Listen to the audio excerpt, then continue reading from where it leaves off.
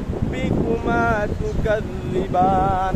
রব্বুল আলামিন বলেন, বান্দা তুই বান্দা আমার কোন কোন নিয়ামতের অস্বীকার করবি রে বান্দা।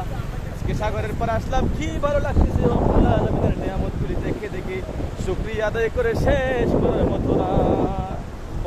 আল্লাহু আকবার।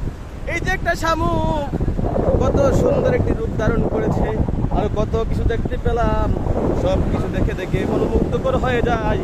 রব্বে কারিম এই দুনিয়াকে কত সুন্দর করে সাজিয়েছে, তিলে তিলে ফুলে ফুলে, পানি দিয়ে, সাগর দিয়ে, নদী দিয়ে, পাহাড় দিয়ে রব্বুল আলামিন কত সুন্দর করে সাগরকে বানিয়েছে। সুবহানাল্লাহ, সুবহানাল্লাহ, আল্লাহু আকবার, আল্লাহু আকবার।